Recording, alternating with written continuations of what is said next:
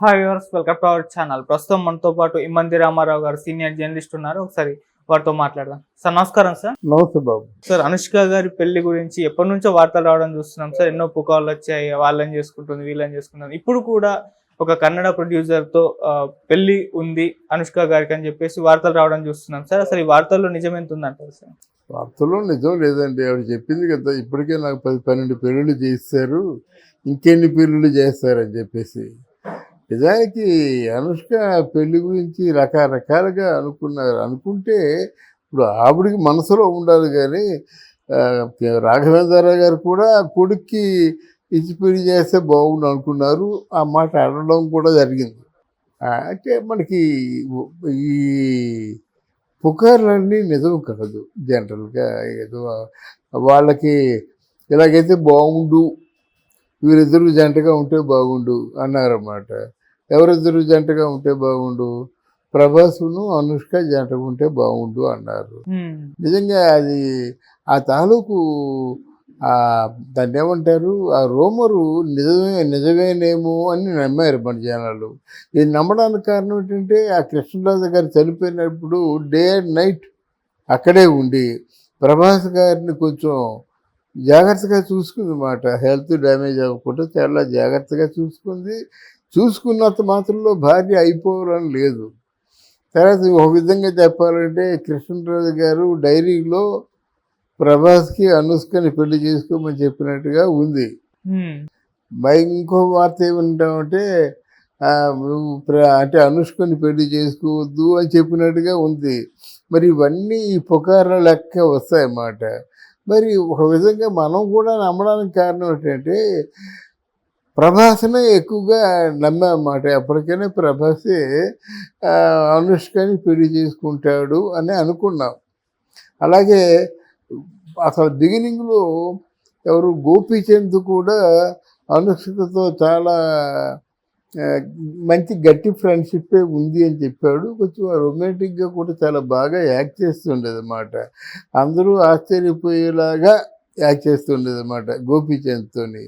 ఒక విధంగా గోపీచంద్కి ప్రభాస్కి అంత సన్నిహితమైన సంబంధాలు, ఫ్రెండ్షిప్ ఉండడానికి కారణం కూడా అనుష్క అనుకుంటాను. బహుశా వాళ్ళ ముగ్గురు ఫ్రెండ్స్ కావచ్చు. కానీ ఇక్కడ ఏంటంటే, అనుష్క కొంతకాలం ఫారిన్ కంట్రీలో ప్రభాస్తో ఉండడం, కొంతకాలం వాళ్ళిద్దరూ కలిసి అంటే టూర్సు, హాలిడే ట్రిప్స్ వెళ్ళడం ఇట్లాంటివి జరిగాయి కనుక ఇది కొంచెం ఇంతవరకు స్థిరంగా వినిపించినటువంటి రూమర్ అన్నమాట. కన్నడంలో ఎవరో 42 ఏళ్ల వయసు వాడిని పెళ్లి చేసుకుంటుందంటే రేపే వస్తుంది. ఇదంతా నా మీద కుట్రతో చేస్తున్నటువంటి ఈ రూమరు. దీంట్లో ఏమాత్రం నిజం లేదు. ఇటువంటి నిజం ఏదైనా ఉంటే నేనే మీతో చెప్తానని చెప్తుంది అన్నమాట. మనం కూడా రేపు వినబోతుంది అదే చెప్తుంది. నాకు ఇంతవరకు అట్లాంటి ఆలోచన లేదు. చేసుకుంటే మీతో చెప్తా కదా, దాపరకు దేనికైనా అంటుంది. ఓకే, అది సార్. అంటే మరి ఈ వార్తలు అసలు ఎందుకు పుడుతున్నాయి, ఎలా పుడుతున్నాయి అంటారు సార్? వార్తలు ఇప్పుడు సోషల్ మీడియా చాలా ఉధృతంగా పెరిగిపోయిందండి. ఆ మీడియా సస్టైన్ అవ్వాలంటే ఏదో కొన్ని ఛానల్స్ పేరు చెప్పను, లేని వాటిని చెప్పేస్తారన్నమాట. మనకి ఎంత గుండె ఆగిపోయే వార్తలు కూడా చెప్తారన్నమాట. రమాపురం మరణం, అలాగే ఎవరో బతుకుంటుండగా చాలామందిని చంపేశారన్నమాట. ఇది నిజం కాదు.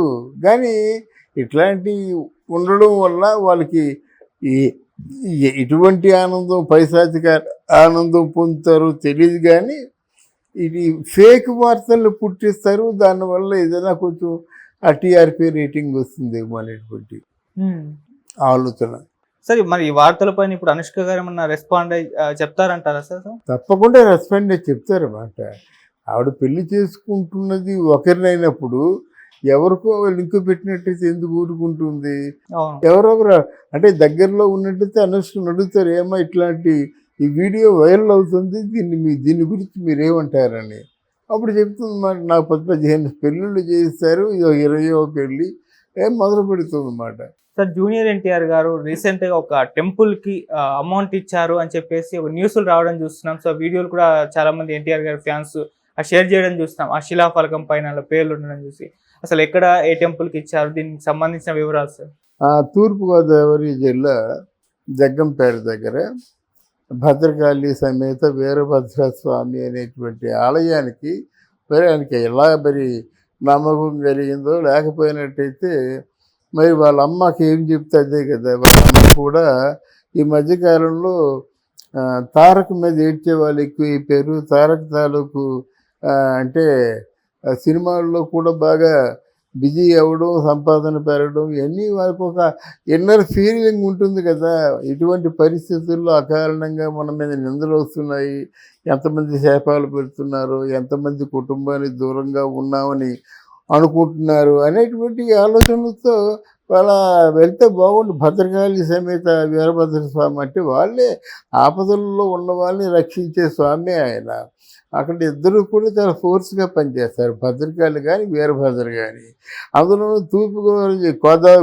తూర్పుగోదావరి జిల్లా కాకినాడ రాజమండ్రిలో ఆ వీరభద్ర స్వామి, వీరస్వామి ఇవన్నీ చాలా ప్రసిద్ధి మాట. ఎక్కువ పేర్లు ఉంటాయి, వీరబాబు ఇలా అన్నమాట. అదే వీరభద్రుని కూడా బాగా నమ్ముతారు అక్కడ. ఆ కారణం చేత ఒక 12.5 లక్షలు ఆయన ఆలయానికి ఇచ్చాడు.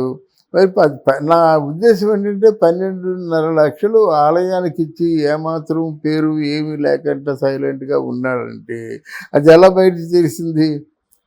బయటికి తెలిసిందంటే ఎవరో ఒకరు చెప్పారు కదా. ఆయన చెప్పలేదు, పెద్ద ఫంక్షన్ చేసుకోలేదు, పబ్లిసిటీ చేసుకోలేదంటే ఈరోజు 12.5 లక్షలు చాలా తేలికైపోయింది.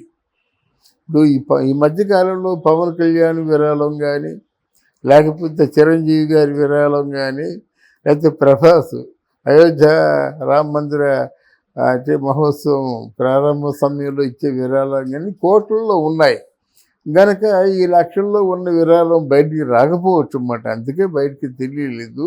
ఏది ఏమైనప్పుడు కూడా విరాళం అన్నది విరాళమే. ఇప్పుడు మనం ఇచ్చిన డబ్బు మీద కొంతమంది భక్తులు అంటే అన్నప్రసాదాలు స్వీకరిస్తున్నారంటే, వాళ్ళ ఆకలిని తీరుస్తున్నారంటే ఆ పుణ్యం ఊరికైపోదు. అంటే మనం మంచి చేసినా ఆ పుణ్యం పోదు, చెడ్డ చేసినా ఆ పాపం పోదు. అది మనం ఆలోచించుకోవాలన్నమాట. బట్ తారక చేసింది డెఫినెట్గా ఒక అంటే భక్తుల తాలూకు విశ్వాసాలే కదండి శక్తి. ఇప్పుడు తిరుపతిలో వెళ్ళినట్టయితే ఆ శక్తి పనిచేసే విధానం ఒకలాగా ఉంటుంది. అమీర్పేట జంక్షన్లో గుడి ఉందనుకోండి, అంటే ఒక తిరుపతి ఆలయం లాంటి గుడి ఉందనుకోండి, ఆ గుడికి వెళ్తే మనకేమో ఆ ఫీలింగ్ ఉండదు. తిరుపతిలో ఆ కొండెక్కుతుండగా మీకు ఆ ఫీలింగ్ వేరు, శ్రీశైలంలో కొండెక్కుతుండగా ఫీలింగ్ వేరు.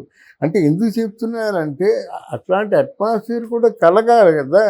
ఆ అట్మాస్ఫియర్ వీరభద్ర సమేత అంటే భద్రకాళి సమేత వీరభద్ర స్వామి అంటే అక్కడ ఒళ్ళు గగ్గురు పొడిచేటువంటి మేళతాళాలు, ఊరేగింపులు జరుగుతూ ఉంటాయి అన్నమాట పండుగ సందర్భంగా. ఇవన్నీ ఏమవుతాయంటే ఆ ఆలయం మీద ప్రత్యేకమైన శ్రద్ధ అంటే భక్తులకు కలుగుతుంది. ఆ కలగడం మూలంగా ఆయన ఏదో చిన్న విరాళం ఇవ్వచ్చు. ఓకే సార్, ఈ నేపథ్యంలో మనం ఎన్టీఆర్ గారి సినిమాల గురించి మాట్లాడుకోవాల్సి వస్తే ఇప్పుడు అప్కమింగ్ ఫిలిమ్స్ దేవరా ఒకటి ఉంది, వార్ 2 రాబోతున్నాయి. ఈ సినిమాలు ఎలా ఉండబోతున్నాయి సార్? మొన్న వెళ్ళాడు వార్ 2కి బొంబే. అక్కడ వాళ్ళ బొంబేలో తారక్ని రిసీవ్ చేసుకోవడం చూసి బొంబే అసలు ఆశ్చర్యపోయారన్నమాట.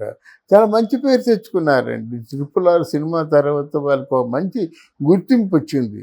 అయితే దేవర సినిమా చాలా బాగుందంటున్నారు. వీళ్ళు కూడా ఒక వ్యాపార మార్గాలే కదా, ఆల్మోస్ట్ ఆల్ సినిమా అంతా అయిపోయింది అనుకుంటున్నారు. ఇప్పుడు సినిమా దేవర 2 అంటున్నారు. అయిన దానికి ఇంకో 10% పెంచినట్టయితే 1, 2 అయిపోతాయి కదా. 1 ఒక రేటు, 2 ఒక రేటు, మొత్తం ఓవరాల్గా 200 కోట్ల రూపాయలు లాభానికి అమ్ముకోవచ్చు కదా. అయిన అమౌంట్ మీద ఇంకో 200 కోట్లు అంటే అమ్ముకోవాలంటే మంచి లాభాలే పొందేటువంటి అవకాశం ఉంది. ఇక్కడ వార్ 2లో ఈయన యాక్ట్ చేసినప్పుడు కూడా హిందీ ఫీల్డ్ వీళ్ళని ఫోకస్లో ఉంచుతుంది, వీళ్ళకు పేరు వచ్చేలాగా చూస్తుందని నేనైతే నమ్మను. మన తెలుగు ప్రేక్షకులు చాలా అమాయకులు. కాంతారా నమ్ముతారు, KGF అంటే నమ్ముతారు. ఇవన్నీ కోట్లు వాళ్ళకి ఇస్తారు. రజనీకాంత్ సినిమాలు చూస్తారు, ఆ రోజుల్లో కమల్ హాసన్ సినిమాలు కూడా చూసేవారు. ఆ పెద్ద మనసు ఓన్లీ తెలుగు ప్రేక్షకులకే ఉంది.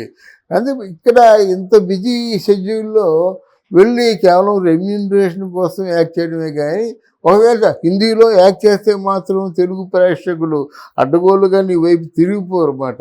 తెలుగులో మంచి హిట్ ఇవ్వండి, అది బాగుంటుంది కనుక వార్ 2లో యాక్ట్ చేయడం ఎంత. ఓకే సార్, అలాగే ఎన్టీఆర్ గారు ప్రశాంత్ నీల్ గారి కాంబినేషన్ లో ఒక సినిమా రావాల్సి అవును, సినిమా టైం పట్టుద్ది అంటారా? ఎందుకంటే దేవర 1 కాకుండా 2 కూడా రావాలి. అదే చెప్తున్నాడు కదా. వీళ్ళు ఏం చేశారంటే 1 చాలా ఎక్కువ, అదే జరిగింది బాహుబలి కూడా. ఆల్మోస్ట్ లెంగ్త్ ఎక్కువైపోయిందండి. వాళ్ళు ఆలోచించుకుంటారు, దీనికి ఒక 10-20% షూట్ అయిపోయినట్టు 1, 2 అయిపోతాయి కదా, 2 బిజినెస్లు అవుతాయి కదా. వీళ్ళు రేట్ ఎంత చెప్తారు, ఒక సినిమాకి మినిమం 500 కోట్లు చెప్పారనుకోండి, ఇక్కడే ప్రాఫిట్ మొత్తం 500 కోట్లలోనూ 1, 2 అయిపోతుంది, ఇంకొక అడ్డగోలుగా 500 కోట్లు మిగిలిపోతుంది కదా. అటువంటి వ్యాపార సూత్రాలు మాత్రం తప్పకుండా ఫాలో అవుతారు సమర్థులైనటువంటి ప్రొడ్యూసర్లు కనుక. Okay, thank you so much. Thank you Babu, thank you very much.